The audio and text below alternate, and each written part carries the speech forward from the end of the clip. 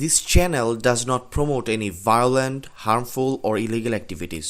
All content provided by this channel is meant for an educational purpose only. ত্রয়োদশ জাতীয় সংসদ নির্বাচনে 2/3 আসন নিয়ে একক সংখ্যাগরিষ্ঠ দল হিসেবে জাতীয় সরকার গঠন করতে যাচ্ছে বাংলাদেশ জাতীয়তাবাদী দল বিএনপি।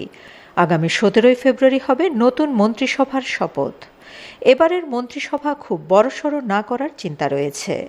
এখন সবার নজর তারেক রহমানের নেতৃত্বে বিএনপির নতুন মন্ত্রিসভার দিকে। কারা থাকবেন প্রধানমন্ত্রী তারেক জিয়ার নেতৃত্বাধীন জাতীয় সরকারে? কেমন হবে নবীন প্রবীণের মিশেলে এবারের মন্ত্রিসভা? বয়োজ্যেষ্ঠ অনেক নেতাকে মন্ত্রিসভায় দেখা নাও যেতে পারে। পুরো দেশ ও বিভিন্ন ধর্মাবলম্বীর প্রতিনিধিত্ব নিশ্চিত করার বিষয়টিও বিবেচনায় রয়েছে। বিএনপির শীর্ষ নেতারা জানিয়েছেন, বিএনপির দীর্ঘ রাজনৈতিক সংগ্রামে যারা হাল ধরেছিলেন তাদেরকে বিশেষ মর্যাদা দেওয়া হবে, সে নিয়ে কোনো সন্দেহ নেই। ত্যাগী, পরীক্ষিত ও অভিজ্ঞতা সম্পন্ন নেতাদের ঠাঁই হবে মন্ত্রিসভায়। বিএনপির জোটসঙ্গী কয়েকজনও স্থান পাবে মন্ত্রিসভায়। এই মুহূর্তে কে কোন মন্ত্রণালয়ের দায়িত্ব পাচ্ছেন তা নিশ্চিতভাবে বলা মুশকিল। তবে বিএনপির স্থায়ী কমিটির সদস্য আমির খসরু মাহমুদ চৌধুরী পররাষ্ট্র মন্ত্রণালয়ের দায়িত্বে আসার জোর গুঞ্জন রয়েছে। সর্বশেষ বিএনপি চেয়ারম্যান তারেক রহমানের প্রেস কনফারেন্সে বিদেশি সাংবাদিকদের প্রশ্নের জবাবের সময় এই বিষয়টি লক্ষ্য করা গেছে। উল্লেখ্য, তিনি 2001 সালে বাণিজ্য মন্ত্রণালয়ের মন্ত্রী হিসেবে দায়িত্ব পালন করেছেন। 2001 থেকে 2006 পর্যন্ত বিএনপি সরকারের শিক্ষা প্রতিমন্ত্রীর দায়িত্ব পালন করেছিলেন আনম এহসানুল হক মিলন। ওই সময় শিক্ষা ব্যবস্থার উন্নয়ন ও নকল দমনে তিনি অনেক পদক্ষেপ নিয়েছিলেন। নতুন মন্ত্রিসভায় তিনি শিক্ষা মন্ত্রণালয়ের দায়িত্ব পেতে পারেন বলে ধারণা করা হচ্ছে। স্বাস্থ্য মন্ত্রণালয়ের দায়িত্ব পাওয়ার সম্ভাবনা রয়েছে বিএনপির প্রয়াত চেয়ারপারসন বেগম খালেদা জিয়ার ব্যক্তিগত চিকিৎসক ও দলটির স্থায়ী কমিটির সদস্য অধ্যাপক ডাক্তার AZM জাহিদের।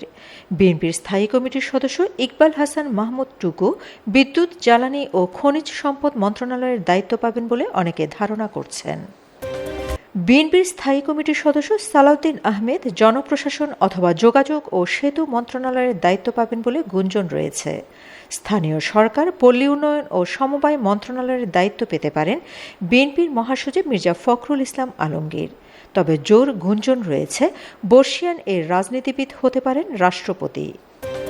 অর্থ মন্ত্রণালয়ের দায়িত্ব পাওয়ার ক্ষেত্রে এগিয়ে আছেন সাবেক অর্থমন্ত্রী শাহ AMS কিবরিয়ার ছেলে ডক্টর রেজা কিবরিয়ার। IMF-এ কাজ করা এই অর্থনীতিবিদ নিয়ে দলের মধ্যেও আলোচনা হচ্ছে। এছাড়া স্থায়ী কমিটির সদস্য গয়েশ্বর চন্দ্র রায়কে পরিবেশ, বন ও জলবায়ু পরিবর্তন মন্ত্রণালয়ের দায়িত্ব দেওয়া হতে পারে। এর আগেও তিনি একই মন্ত্রণালয়ের দায়িত্ব পালন করেছিলেন। মির্জা আব্বাসকে গণপূর্ত মন্ত্রণালয়, অ্যাডভোকেট ফজলুর রহমানকে মুক্তিযুদ্ধ বিষয়ক মন্ত্রণালয়, স্থায়ী কমিটির সদস্য ডক্টর আব্দুল মঈন খানকে পরিকল্পনা মন্ত্রণালয়ের দায়িত্ব দেওয়ার জোর গুঞ্জন রয়েছে। আব্দুল আওয়াল মিন্টু কৃষি ও খাদ্য প্রযুক্তি খাতের বড় উদ্যোক্তা হিসেবে দেশ বিদেশে পরিচিত। তাকে দেখা যেতে পারে নতুন মন্ত্রিসভায়। স্থায়ী কমিটির সদস্য নজরুল ইসলাম খানকে সরকার গঠনের পর প্রধানমন্ত্রীর রাজনৈতিক উপদেষ্টা করার পরামর্শ রয়েছে। ধারণা করা হচ্ছে স্থায়ী কমিটির সদস্য মির্জা আব্বাস, গয়েশ্বরচন্দ্র রায়, ডক্টর আব্দুল মঈন খান, সালাউদ্দিন আহমেদ, ইকবাল হাসান মাহমুদ টুকু, অবসরপ্রাপ্ত মেজর হাফিজউদ্দিন আহমেদ বীর বিক্রম, ডাক্তার AZM Zahid, Shahiduddin Chowdhury Ani, Lutfuzzaman Babar, Shama Obaed, advocate Asaduzzaman, Osman Faruk, Ali Asgar Lobi, doctor Khandaker Mosharraf Hossain, ANM Ehsanul Haque Milon, Mohammad Barkatullah Bulu, Abdul Awal Mintu, Zainal Abedin Faruk, barrister Kaiser Kamal, ABM Ashraf Uddin, Nawshad Zamir, Mia Nuruddin Ahmed Apu, সুলতান সালাউদ্দিন টুকু, অনিন্দু ইসলাম অমিত, রকিবুল ইসলাম বকুল, নিতাই রায় চৌধুরী, আজিজুল বারী হেলাল, ব্যারিস্টার মীর হেলাল, মিজানুর রহমান মিনু ও রুহুল কুদ্দুস তালুকদার দুলু মন্ত্রিসভায় স্থান পেতে পারেন। এই নির্বাচনে মিত্র দলের 6 জন নেতা নিজ দল ছেড়ে বিএনপির ধানের শীষ প্রতীকে নির্বাচন করেন। তাদের মধ্যে একমাত্র শাহাদাত হোসেন সেলিম জয়ী হয়েছেন।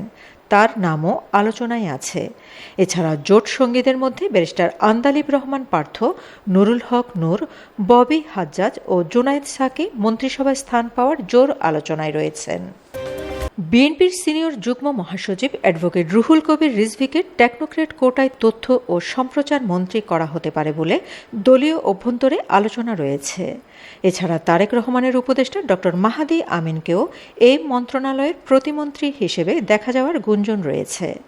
বিএনপির মিডিয়া সেলের আহ্বায়ক অধ্যাপক মওদুদ আলমগীর পাভেলও আলোচনায় আছেন। টেকনোক্রেট কোটায় মন্ত্রিত্ব পেতে পারেন চেয়ারম্যানের পররাষ্ট্র বিষয়ক উপদেষ্টা হুমায়ুন কবির, কৃষক দলের সাবেক আহ্বায়ক ও বিএনপির ভাইস চেয়ারম্যান শামসুজ্জামান দুদু। এছাড়া অ্যাডভোকেট শামসুর রহমান শিমুল বিশ্বাস ও ঢাকা জেলা বিএনপির সভাপতি খন্দকার আবু আশফাককেও যে কোনো দায়িত্বে দেখা যেতে পারে। সংশ্লিষ্ট সূত্র জানায়, প্রধানমন্ত্রীর কার্যালয়ের কলেবর একটু বড় হতে পারে। একাধিক উপদেষ্টা, বিশেষ সহকারী বা অন্য কোনো নামে অনেককে যুক্ত করা হতে পারে, যার মধ্যে বিভিন্ন খাতের বিশেষজ্ঞ ব্যক্তিরাও থাকতে পারেন। এই ক্ষেত্রে বিশ্বব্যাংকে কাজ করা, তথ্য প্রযুক্তি খাতে নেতৃস্থানীয় পর্যায়ে কাজ করা একাধিক ব্যক্তিকে অন্তর্ভুক্ত করার সম্ভাবনা রয়েছে। আবার বিদেশে কাজ করার অভিজ্ঞতা আছে এবং বর্তমান অন্তর্বর্তী সরকারেও আছেন এমন একজনের নামও আলোচনায় আছে। প্রধানমন্ত্রী সহকারী হিসেবে দেখা যেতে পারে তারেক জিয়ার একমাত্র কন্যা ব্যারিস্টার জাইমা রহমানকে। নতুন সংসদ, নতুন সরকার, এখন পুরো দেশ তাকিয়ে আছে নতুন রাজনৈতিক অধ্যায়ের দিকে। Shamima Chowdhury Shammi, BNA news 24। আমার সোনার বাংলা, আমি তোমার